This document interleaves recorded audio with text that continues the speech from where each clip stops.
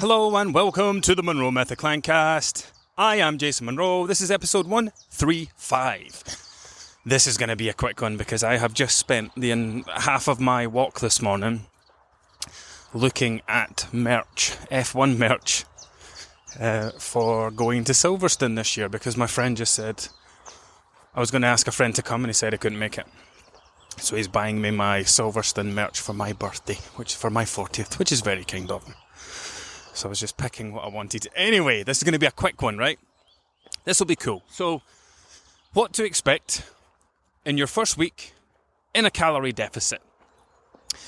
So let's say that, let's just assume that you're working with me or you've come to work with me, right? Just so I know that you're going to be doing things properly. So you've came to work with me, I've calculated your calories, I've given you a number, a range to work to, and you get started. So let's just assume, like the average for most women is around 2,000 calories a day.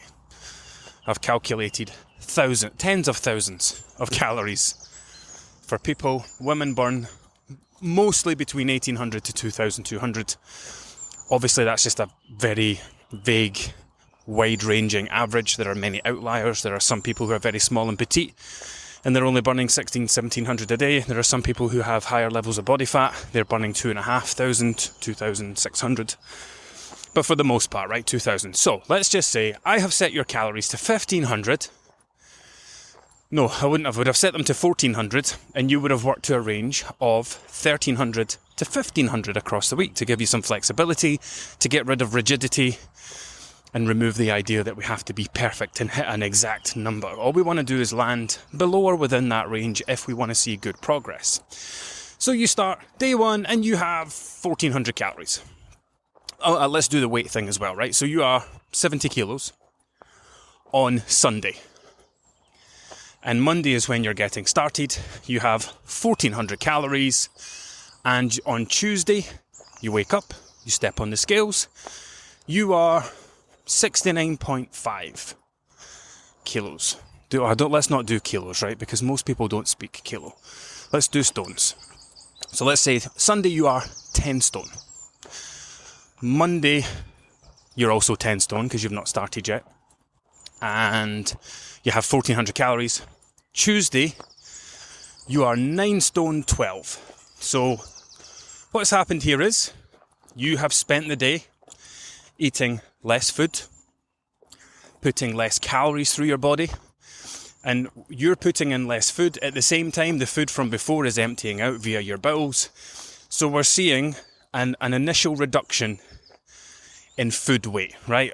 Digestive weight kind of covers it all.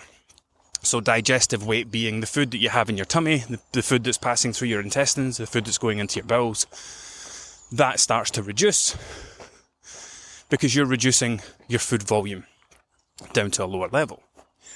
Sometimes, not all the time. Some people actually end up eating more because what they were eating before was, stupid example, but 2,000 calories of crisps, which if you laid it out on a table or in a bowl, it would not be a lot.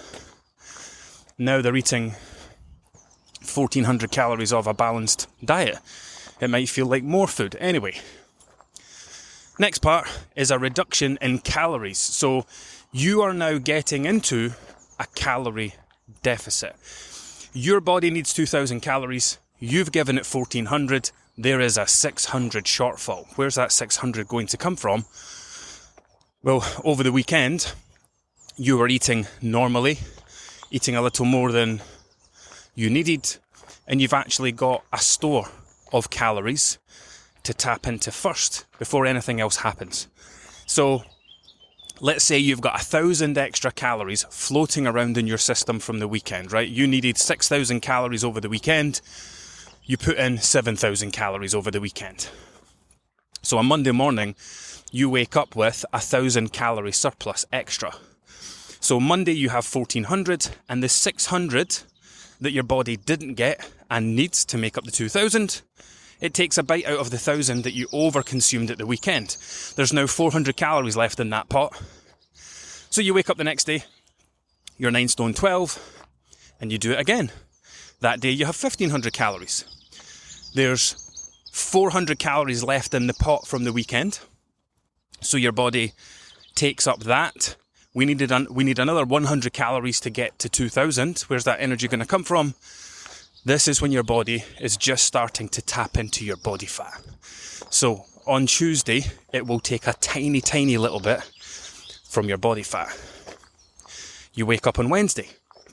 You are now 9 stone 11. You're 3 pounds down. We've lost water weight. We've lost digestive weight.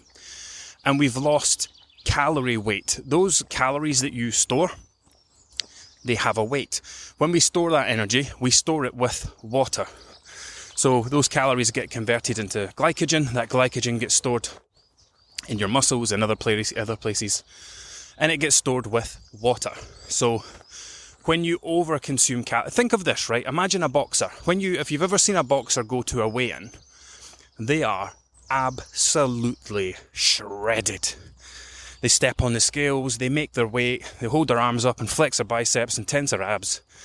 You can see every muscle rippling from their body. That is because they have emptied themselves of muscle glycogen, of fluids, of everything possible to make weight. They will then spend between weigh-in and the fight reloading. So they will hydrate, they will eat, they will overeat, because they are going to maximize their storage capacity. And that's why when you see them stepping into the ring, they look like they've ballooned up from the couple of days before, right? Not because they've gained any body fat, but because they've replaced a lot of that weight that they manipulated. So when you eat, when you put calories into your body, it's not just the food that has weight. As you digest it, as you extract calories, as you extract energy, so that your body can use that energy when it's, this happens all the time. Like when you eat a meal, you don't use all the calories. Like if I go and have a 500 calorie breakfast this morning, I'm going to eat it, I'm going to process it and digest it, and those 500 calories are going to get stored. This happens every day with every meal. Because you don't use 500 calories all at once. You run at 100 or so calories per hour. So you'll store that breakfast, and that breakfast will sustain you from breakfast to lunchtime. You'll pick at it 100, 120, 130 calories per hour. Don't quote me on these figures, right? This is just made up stuff that will vary wildly from person to person based on many circumstances. So, Wednesday, we've woken up at 9 stone 11, 3 pounds down. We've lost water weight, we've lost food weight, we've lost digestive weight, we've lost stored energy weight.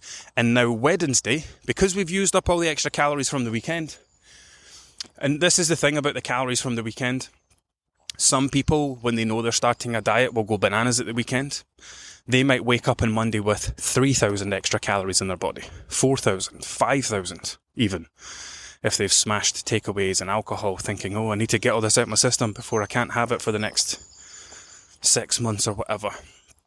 And the vast majority of people who do that, they will lose no body fat in the first week, because all they're doing is, if you start on Monday with 5,000 calories in your system, and you're taking a 500 calorie bite of that every day, you will spend 10 days in a calorie deficit, losing absolutely no body fat, and all you're doing is running on that extra 5,000 calories. This is why the whole pre-diet binge thing is ridiculous. It deprives you of a week, sometimes up to 2 weeks of progress, because all you're doing is running on stored energy. So you're giving yourself a mountain to climb. Anyway, so Wednesday, you have 1,500 calories. This time, though, there are no extra calories to tap into. So you eat 1,500, you need 2,000. That 500 is now coming completely from your body fat. So on day 3, in this instance, this person is starting to lose body fat. They have lost their first 64 grams. And they wake up on Thursday and they are 9 stone 10. They're 4 pounds down. Again, this isn't body fat related yet. This is just your body continuing to lower to what we're going to call your deficit weight. So there are surplus weights, which is like the maximum possible weight you could be before you start to put on fat and raise the ceiling. Then there are maintenance weights, which is somewhere in the middle, and then there are deficit weights. So a deficit weight is, what's the lowest weight I'll be if I eat 1,500 calories a day? In this instance, it's going to be 9 stone 10. So the person has went from 10 stone to 9 stone 10, and they've not lost any of the weight they're trying to lose yet, right? We've not even tapped into body fat. This is just purely your body scaling down, food weight, etc., etc. Okay, and then that's it. That's your true start point. I wouldn't use your start weight as a start weight. I do use it in the group, but if you are not working with me and you're just out there in the wider world following this and taking advice from it, don't use your day one weight as your start weight, because it will set you up for massive disappointment. Because I've seen it so many times, people are like, week 1 loss, 5 pounds. Week 2 loss, half a pound, and then they get very disheartened by that. I would wait until your weight has come down in the first week and it doesn't come down anymore, and I would take that as your start weight, because that's a true starting point. You're trying to measure fat loss, remember. You're not trying to lose water weight or food weight or digestive weight. And remember, that weight that you lose at the beginning of a diet is going to go back on at the end once you start eating normally again. Once you start eating more food weight, more water weight, etc., you're going to come from your deficit weight to your maintenance weight. So if you lose 4 or 5 pounds in week 1, you can expect to regain that 4 or 5 pounds of food, water, etc. on the final week. Now, while this is all going on, you might be making some changes to your diet. So you might be someone that drinks a lot of regular Coke, or just sugary fizzy drinks. Maybe you drink a lot of like Red Bull and Monster, like the full sugar versions. Maybe you drink a lot of caffeine, maybe you drink a lot of lattes. And now that you're trying to reduce your calories, you're trying to reduce these things, reduction in caffeine can quite often lead to headaches. So one of the really common things that comes up, and it did this week, is why I'm talking about it. One of the really common things that comes up is withdrawal type symptoms. So we can get that from caffeine. We can get those similar feelings from sugar. And it's just your body's gotten used to getting a certain amount of these things every day because they're very regular features. Now you're trying to reduce it, you're trying to improve your diet. Naturally, you know, the foods that are highest in calories are typically the ones that are containing the sugar. If you drink a lot of caffeine and you're reducing that combined effect of sugar, caffeine reduction can very often lead to withdrawal type symptoms in the form of headaches, maybe a little bit of shakiness, waking up feeling a bit groggy. This is normal. You don't need to panic. You don't need to worry. Stay super hydrated. Use painkillers if you need to, if it feels like it needs medication to manage it, and just ride it out. It will not last 3 to 5 days, and it'll be done. That's it. So very, very common. Don't worry. Don't panic. It's just your body adjusting. Interestingly, this is day 4 of me of no caffeine. I've taken a little break from caffeine to try and reset my tolerance. Talk about that another day. So this is day 4 of no caffeine for me, and it's having absolutely zero impact, which is strange. But anyway, yeah, no headaches, nothing like that. Now, so we're on Wednesday. Thursday, you have 1,500 calories. Your weight's still 9 stone 10. Friday, you have 1,400 calories. Your weight's still 9 stone 10. Saturday, you have 1,400 calories.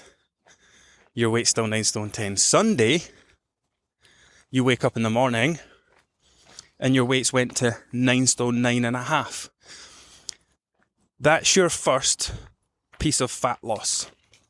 So in that first week, you spent the first 2 days using up the calories from the day before. You've had 5 days in a calorie deficit. It's not quite been enough to lose a pound. And you've been very lucky to even see any loss during that time. But you did. You saw your weight come down by half a pound. So you have lost. You can take that as half a pound of fat loss because remember, it's half a pound down from your lowest weight. So you've not lost 4.5 pounds. You have if we're just talking about weight, but remember, the goal's not to lose weight, the goal is to lose body fat. Losing weight doesn't do anything. By the end of that first week, you should be sleeping better. And remember, I said this was on the basis that people were working with me, so we're not just counting calories, we're actually improving the balance of our diet. We're improving the quality of our diet. So the most common things that I hear from people on day 7, when we do their first 1 week check-in after following things for a week, is more energy, sleeping better, less bloated, less uncomfortable, less sluggish, getting out of bed easier in the morning, moods improved. The more energy one is a really interesting one because by rights you should have less energy.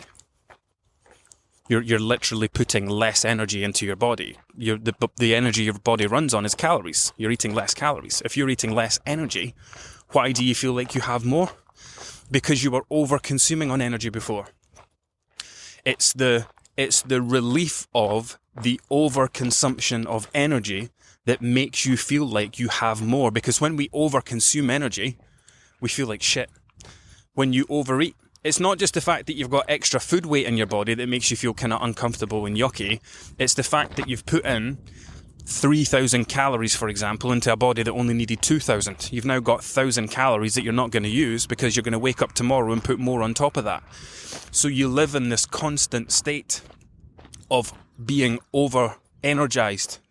And that it's not a case of, well, the more I eat, the more energy I must have. It doesn't work like that. The more you eat, the less energy you're going to have because you are impairing your body's ability to tap into that energy. So there is such a thing, it's not just a case, like eating too much isn't just a thing because it leads to weight gain. Eating too much is a thing because it leads to you feeling rubbish. It's what makes you feel like you need a nap halfway through the day. It's why you can't keep your eyes open at your desk in the afternoon. Overconsumption. But we'll talk about that another day because I am back at the road. But yeah, that is what your week 1 will look like. The scales, for most people, will come crashing down.